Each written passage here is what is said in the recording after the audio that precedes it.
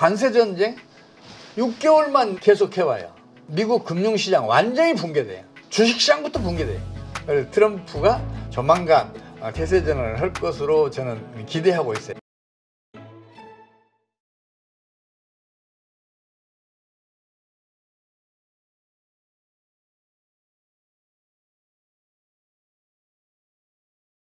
그러면은 결국에는 사실 다시 앞서서 좀 질문을 드렸던 중국 쪽으로 다시 또 돌아가 보려고 하는데, 미국이 이런 상황이라면은 지금 미국과 아예 연결고리를 끊고 있는 중국 같은 경우에는 오히려 미국이 중국한테 이렇게 관세를 막 부과를 하고 이러면은 중국이 오히려 내부적으로 내수부양도 하고 경기부양책 쓰고 이러면서 그래도 독립 자립적으로 좀 그래도 정상적으로 돌아갈 수 있을 것 같다라는 기대감도 꽤 있거든요. 그런 이야기도 나오고. 중국 내부적으로는 이런 외부 압박이 어느 정도의 작용을 할 거라고 보세요? 사실은 시진핑의 권력이 네. 그동안에 도전을 많이 받았어요. 그렇죠. 군부에서도 공공연하게 도전하는 일이 벌어지고 그랬어요. 예를 들어서 해방군부, 여기에는 시진핑 노선을 정면으로 비판하는 민주적인 지도체제가 필요하다, 뭐 이런 그 논설도 쓰고 그랬어요. 그만큼 이제 도전을 받았었고, 또 시진핑의 최측근 장군들이 연달아서 부패 혐의로 실각하고 구금되고 이런 일이 벌어졌잖아요. 이제 그만큼 시진핑에 대한 군부 내의 위상이 많이 악화되는데, 미국이 때려주니까 시진핑을 중심으로 뭉치고 있어요. 오히려 좋은 거네요. 시진핑의 권력 측면에서 봤을 때는. 아이, 그럼요. 시진핑을 위해서도 바람직한 일이고, 그리고 희한하게 사실은 중국은 2021년도에 그 부동산 시장이 붕괴되면서 금리가 진행됐어요. 네. 근데 중국은 강력한 통제 경제 체제라 그 강력한 통제력으로 금리가 진행하는 것을 속도를 늦춰왔어요. 네. 근데 거의 한계에 와서 지금은 이제 폭발하기 직전까지 왔었는데, 희한하게 경제 외적인 뭐 예를 들어 전쟁이나 아니면 어떤 그 지진이나 어떤 재앙이 터지잖아요. 그러면 경제 위기가 갑자기 잠잠해져. 그 이유는 나도 모르겠어요. 근데 세계 경제사를 제가 좀 열심히 연구해 봤더니 대부분 그래요. 아주 심각하게 진행하다가도 뭐가 터지면 잠잠해져. 그런 대표적인 사례가 미국에서도 있었어요. 그래요? 2000년도 말에 네. 미국의 나스닥 지수는 당시에 80%가 폭락을 했어요. 그리고 다우 지수는 40%가 폭락했어요. 그러면 금리가 급속하게 진행됐어야 했었고, 실제로도 급속하게 진행이 됐어요. 네. 근데 2001년도에 9.11 사태가 터져요. 그리고 엔런 회계부정, 월드컵 회계부정 사태가 터져요. 네. 그렇더니 의외로 당시 금리가 잠잠해지는 거예요. 근데 그 이유를 모르나요? 참 모르겠다니까. 희한하게 경제 외적 변수가 터지면은 아마 그런 것 같아요. 그런 그 경제 위기가 진행되고 있을 때 그런 게 터지잖아요. 사람들이 경각심을 갖잖아요. 거기에 대해서 적극적으로 대응하니까 위기도 극복되는 게 아닌가 싶긴 해요. 근데 이건 제 짐작이에요. 경제 원리로 제가 설명을 못 해요. 제가 경제학자인데 그래도 경제 원리로 설명을 드려야 되는데 하지 못하겠어요. 그럼 오히려 중국 같은 경우에는 이런 위기를 좀 타개할 수도 있나라는 좀 고민이 드는데, 일단은 사실 중국 같은 경우에는 말씀하셨다시피 내부적으로 이미 상황이 너무 안 좋은 상황이긴 하잖아요. 실제로 저도 중국인 친구들이 있는데 뭐 청년 실업이나 이런 거 좀 많이 심각하다고 하긴 하더라고요. 그리고 부동산도 여전히 침체되어 있는 상황이고, 그러면 더 악화될 만한 여지는 충분히 있어 보이는데, 근데 문제는 요즘에 좀 신기한 게 미국이 중국에 대한 관세를 145% 이렇게 매겼잖아요. 근데 중국 증시가 잘 버텨요. 오히려 오르고. 이거는 뭐라고 해석을 해야 될까요? 달러 가치가 약세잖아요. 상대적으로 위안화 가치는 강세로 전환 들똥말똥하고 있어요. 네. 이제 지금 1달러당 198엔 9엔 왔다 갔다 하던가 그래요. 넘었던 적도 있는데, 이제 그래서 딱 보니까 달러가 약세니까 중국에 투자하면 환차이 생기고, 네. 미국에 투자하면 환차손이 생기잖아요. 미국에 갔던 중국 자본들이 어디로 가겠어요? 현금화 가장 하기 쉬운 주식시장으로 가잖아요. 그렇죠. 예. 그래서 중국의 주식시장, 뭐 홍콩 항생지수나 뭐 상하이 뭐 그런 지수들이 강세를 보이는 거 아닌가 싶고, 또 하나는 중국이 주식시장은 부양해야 금융위기가 진행하지 않는다, 이런 확고한 판단을 하고 있는 것 같아요. 이거는 경제학계에서 이미 일반화된 인식이에요. 그래서 경제학계가 알려져 있으니까 그런 쪽으로 그런 방향으로 정책을 펼치고 있는 거 아닌가 싶어요. 그럼 중국 정부가 지금 나와 있는 이야기들 말고 추가적으로 더 쓸 수 있을 만한 경기 부양 카드나 이런 것들이 더 남아 있을까요? 사실은 중국은 만약에 이번 관세 전쟁이 없었다면 시진핑의 권력 체계도 위험했지만 네. 중국 경제 체제 자체가 붕괴될 수도 있을 정도로 거의 막다른 그 골목에 몰렸었던 것 같아요. 그렇죠. 근데 그게 지금 관세 전쟁으로 일시적으로 이제 잠잠해졌는데, 그래도 중국은 지방 정부 재정도 극단적으로 악화돼 있고, 또 중앙 정부 재정도 마찬가지예요. 특히 1대1로를 강행하면서 이제 중국몽 있잖아요. 그걸 하면서 중국의 외환보이고, 네. 이것을 상환 받을 여지도 거의 없는 이제 나라들한테 과도하게 수입하면서 손해를 많이 봤어요. 네. 예, 그런 여러 가지 요인 때문에 중앙 정부의 재정 수지도 좋지 않아요. 많이 악화돼 있어요. 그래서 그렇죠. 금리가 터지게 되면 중앙 정부와 지방 정부가 동시에 나서서 그걸 차단하기 위해서 재정도 투입하고 통화량도 늘리고 또 금리도 낮추고, 그래야 신용 파괴가 차단이 되는데, 이제 이거를 지금 중국이 하기 어려운 상황인 것은 사실이에요. 그래서 세계적인 금리가 터지면 중국도 심각한 타격을 입을 것 같아요. 심각한 타격. 근데 실제로 원래는 중국에서 얘기를 했던 게 공동부유였었잖아요. 근데 최근에 이제 뭐 양회에서 나온 얘기가 이제 들어보면은 선부유 쪽으로 이제 얘기를 하고 있다고 하더라고요. 그래서 뭐 중앙정부라던가 이쪽으로 조금 더 집중을 해가지고 뭐 이제 좀 선진화된 지역들을 더 살리는 그런 방향으로 이제 중국은 조금 더 이런 정책을 틀었다고 하는데, 그게 중국 전체를 살릴 수 있을 만한 방책인지가 일단은 궁금하고, 그리고 이게 신뢰도가 어쨌든 전 세계적인 시장에 대한 신뢰도를 회복할 수 있을 만한 환경인지도 조금 궁금하긴 하거든요. 중국 네. 정책 당국이 과도한 자신감을 가지고 있어요. 중국 인민들의 지금과 같은 생활 수준, 그동안의 경제 번영, 이걸 이끈 게 정책 당국의 힘인 줄 착각하고 있어요.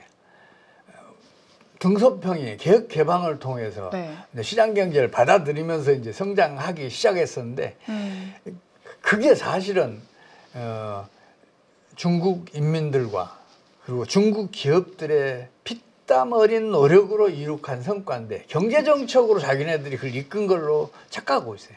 그래서 과도하게 자신감을 가지고 있는데, 그래서 지금도 자기네들이 이렇게 저렇게 하면 경제도 살려낼 수 있고 뭐 세계 최강국으로 갈 수 있고 그런 판단을 하고 있는 거예요. 근데 결과는 어떻게 됐어요? 지금 시진핑이 집권한 이후에 지금 중국 경제는 계속해서 몰락해가고 쇠락해가고 있잖아요. 그렇죠. 정책 당국의 힘이 커지면 경제는 반드시 쇠락해요. 그것도 무엇보다 중요한 사실은 뭐냐면, 정치적 민주화 없이, 경제적 민주화 없이 경제 번영을 지속한 나라는 단 하나도 없어요. 독재 국가이더라도 민주화가 진행이 되면 성장률은 높아졌고 국민들은 그 경제 번영을 누렸어요. 네. 반면에 민주국가이더라도 민주화가 후퇴하면 반드시 경제는 쇠락했어요. 근데 시진핑이 집권한 이후 정치 민주화, 경제 민주화가 계속 후퇴했어요. 그러면서 오늘날과 같은 경제난을 초래했다고 저는 봐요. 이게 가장 큰 원인이라고 봐요. 물론 경제적 실패한 것들도 있고 부동산 시장 붕괴한 것도 있고 이런 변수도 중요했지만, 그보다 더 중요하게는 정치 민주화, 경제 민주화가 후퇴하면서 경제 활동이 위축되었던 게 지금과 같은 경제난의 가장 결정적인 원인이라고 저는 봐요. 그렇다면 앞으로 중국 경제가 살아나려면 근본적인 원인이 좀 해소가 돼야겠네요. 그럼요.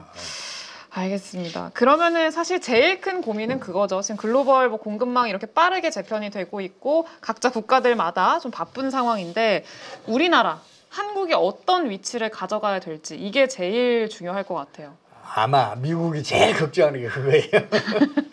네. 지금 최근에 한중일 외상회담도 있었고 뭐 이랬잖아요. 그러니까요. 그러면서 미국이 그 미국 일각에서 가장 강력한 우방을 중국에다 갖다 몰아주고 있다 이런 이제 비판도 나고. 그러니까 그랬었잖아요. EU랑도 이제 정상회담 한다고 하고. 근데 실제로 방금 말씀 주신 것처럼 오픈을 좀 하면서 중국이 좀 성장을 했다라고 말씀을 하셨는데 지금 오픈하고 있는 과정 아닌가요? 우리나라도 한한령 뭐 해제한다 뭐 이런 얘기들 슬슬 나오고 방한할 수도 있다 시진핑 주석이 그런 이야기들도 나오는데 어떻게 봐야 될까요? 중국은 그동안에 미국은 물론이고 유럽에 의해서도 네, 배척당했잖아요. 그렇죠. 예, 중국이 경상수지 흑자가 지나치게 커요. 이게 그 세계 각국의 경제를 보면 경상수지 흑자가 과하다 해서 경제가 번영한 나라가 단 하나도 없어요. 성장률이 경쟁국에 비해서 훨씬 떨어져요. 일본, 독일의 경상수지 흑자 대규모잖아요. 네, 일본의 성장률 미국보다 훨씬 낮아요. 네, 경쟁국에. 또 독일의 성장률은 영국보다 훨씬 낮아요. 미국과 영국은 경상수지 적자가 거대해요. 근데 독일과 일본은 경상수지 적자가 크단 말이에요. 그러면 그 두 나라만 그러냐? 한국, 대만. 그러네요. 경상수지 흑자가 과다해요. 네, 근데 경쟁국에 비해서 성장률이 낮아요. 경상수지 흑자가 과다한 게 경제 성장에 결코 도움이 되질 않아요. 물론 현재의 경제학은 그렇게 가르쳐요. 네. 경상수지 흑자가 크면 클수록 국부는 커지고 성장률이 높아진다고 가르치는데 현실에서는 그런 사례가 단 하나도 없어요. 우리 말에 과유불급이라고 그랬어요. 그렇죠. 지나치면 부족함만 못하다 그래요.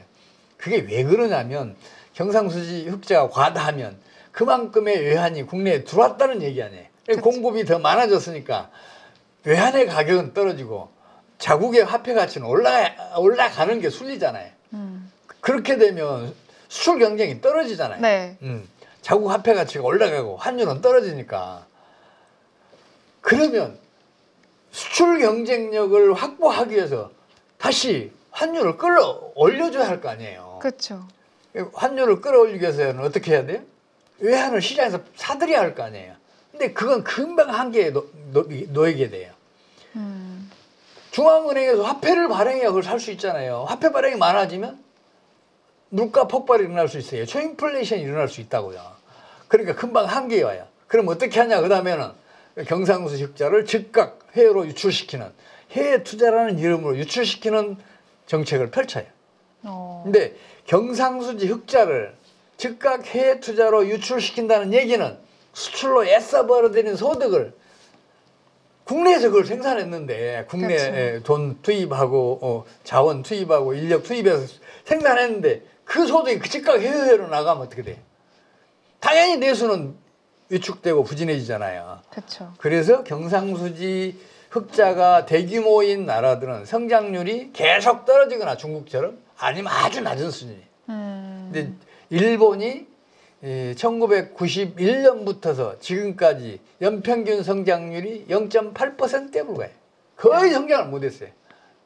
미국은 그때보다 지금 그 1인당 국민소득이 10배 정도 커졌는데 일본은 오히려 3분의 1 토막이 날아갔어. 네. 일본 엔저 정책 그렇게 열심히 펼쳤잖아요. 그쵸. 경상수지 흑자 즉각 해외 유출시켜서 그 환율을 높은 수준 유지했잖아요. 또 수출도 호조였었잖아요. 근데 경기 부진은 초장기간 이어졌잖아요. 그렇죠. 그렇다면 그런 교훈을 좀 받아들여서 중국도 좀 우리는 이러면 안 된다 이래야 되는데 참 경제학이 그렇게 가르치니까 중국도 그렇고 한국도 그렇고 네. 일본도 그렇고 대만도 그렇고 독일은 2024년, 2023년 연속 2회 다 마이너스 성장했어요. 이런 일을 볼 때마다 네. 제가 경제학자이면서 경제학을 원망합니다. 이게 좀 바뀌어야 되는데. 이론을 바꿔야지 현실이 그쵸. 부정을 하면. 그렇죠. 그러면은 우리나라 지금 한국 지금 상당히 어려운 위치에 있어요. 네, 어떤 위치를 좀 점해야 될지에 대한 고민이 상당히 많고 특히나 지금 미국과 중국 간의 갈등 사이에서 우리가 좀 이제 이겨내야 되는 산업적인 외교적인 과제도 상당히 만만치 않을 것 같거든요. 우리 정부가 제발 좀 잘 버텨줬으면 좋겠어요. 어떻게 트럼프 보면- 오래 못 버텨요. 관세 전쟁 6개월만 계속해와요. 미국 금융시장 완전히 붕괴돼요. 네, 주식시장부터 붕괴돼요. 트럼프는 장사꾼 출신 정치인이라니까요. 네, 경제가 나빠지면 즉각 태세 전환해요. 아, 중국 그렇게 비난하다가 갑자기 시진핑이 내 친구라 그러잖아요. 네. 그래서 트럼프가 조만간 태세 전환을 할 것으로 저는 기대하고 있어요. 근데 그것보다 우리 정부가 각성을 해야 돼. 고환율 정책이 수출을 촉진하고 성장률도 높아져서 경기가 호전된다. 그러면 국민들도 경제 생활에 여유를 찾을 수 있다. 이렇게 생각하고 있어요. 그렇게 믿고 있어요. 경제가 네. 이렇게 가르치니까. 그렇죠. 그런 사례 단 하나가 없어요. 환율이 오르면 수출은 반드시 줄었어요. 오히려 환율이 내릴 때 수출은 비약적으로 증가했고 경상수지 흑자도 커졌어요. 기업은 망하기 때문에 강해요. 환율이 내려가잖아요. 그러면 100달러짜리 수출하던 업체는 150달러짜리, 200달러짜리 새로 개발하지 않으면 망해요. 그럴 거 아니에요. 예를 들어서 우리나라 환율이 2001년도 말에 1326원이었는데 이게 2007년 10월 달에는 899원까지 떨어졌어요. 우리 화폐 가치는 43%가 떨어졌는데 그러면 수출 경쟁이 완전히 결단났을 거 아니에요. 그렇죠. 그럼에도 불구하고 우리 수출은 그 기간 동안에 무려 2.5배가 증가해요. 연평균 증가율이 17%예요. 예년에 두세 배.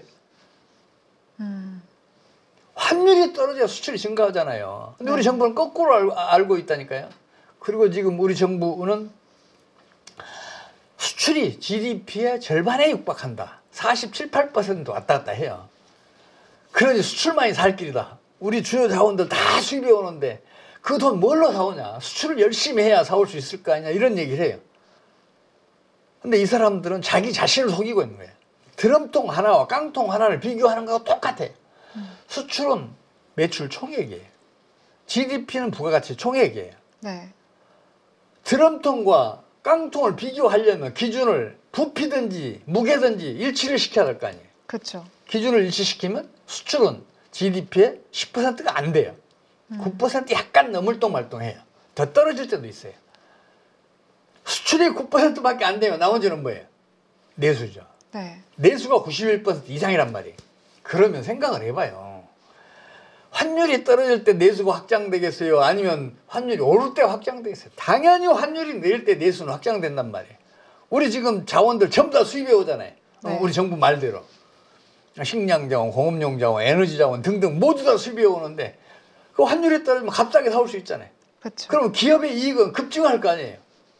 생산비용이 떨어지니까 판매 가격은 그대로 있고 이 기업의 이익이 급증하면 무슨 일을 해요? 기업은 이익을 더 많이 남기기 위해서 생산 늘려요. 시설 투자 늘려요. 고용 늘려요.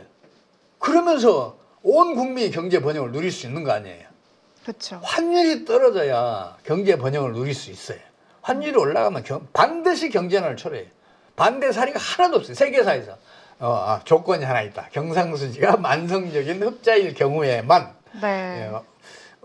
경상수지가 만성적인 적자일 경우에는 환율이 올라가면 수출 급증해요.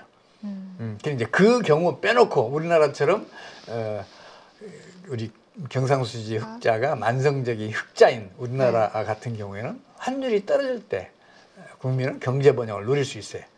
그래서 지금 정부가 고환율 정책을 펼쳐서 우리나라 경제난이 심각한 건데 만약 지금부터 태세전환을 해서 시장의 의미에서 환율이 떨어지는 것을 용납하는 정책을 펼치면 그럴 수밖에 없잖아요. 우리나라의 경상수지 누적 흑자가 98년부터 2024년까지 1조 2천억 달러니까 네.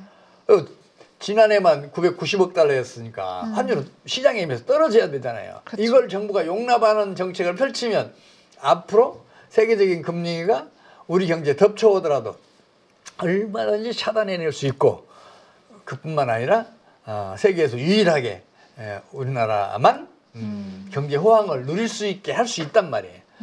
제발 그 방향으로 정책 전환이 이루어졌으면 좋겠는데 지금 경제부총리가 미국의 유명한 대학에서 경제학 박사학위를 또 논문도 거창한 걸로 따오셔서 경제학을 너무 믿어. 이론적인 거를.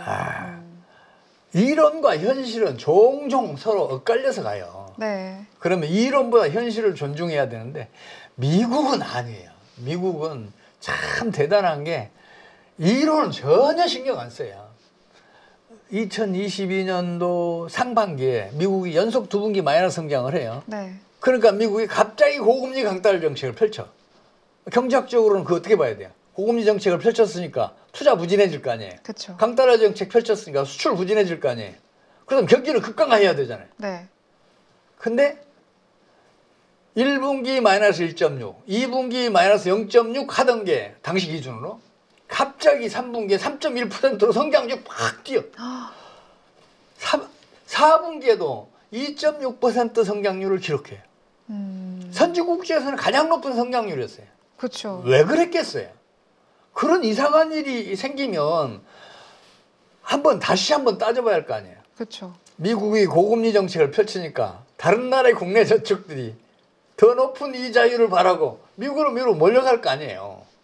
강달러 정책을 펼치니까 미국에 투자하면 한차익이 생기잖아요. 다른 나라에 투자했던 다른 나라에서 축적된 금융자본들이 미국으로 몰려갔어요. 미국은 유동성이 풍부해야 돼요. 유동성이 풍부해지면 투자, 고용, 생산 그 경제 활동들을 활성화시킨단 말이에요. 네. 그러면 경제가 살아나는 거예요. 미국이 2022년 하반기에 갑자기 경기가 급상승했던 경제 원리가 바로 그거란 말이에요.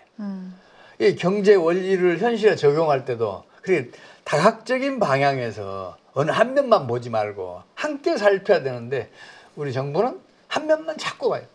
환율이 올라가면 수출이 증가하고 수출이 증가하면 이제 경기 좋아질. 그러면 안 돼요. 네. 실물 분야를 봤으면 금융 부분도 같이 봐야지. 사실 이론으로만 좀 볼 수 없는 게 또 지금의 경제 상황이기도 하고 그러니까 우리 정부에서도 좀 지금 현실적인 상황에 맞게 잘 대응을 해야 될 필요가 있겠네요. 알겠습니다. 네, 이제 지금 혼돈 속에서도 좀 길을 짚어볼 수 있도록 인사이트 주신 우리 최용식 소장님께 다시 한번 감사드리고요. 네, 지금까지 감사합니다. 최용식 소장님이었습니다. 감사합니다. 네.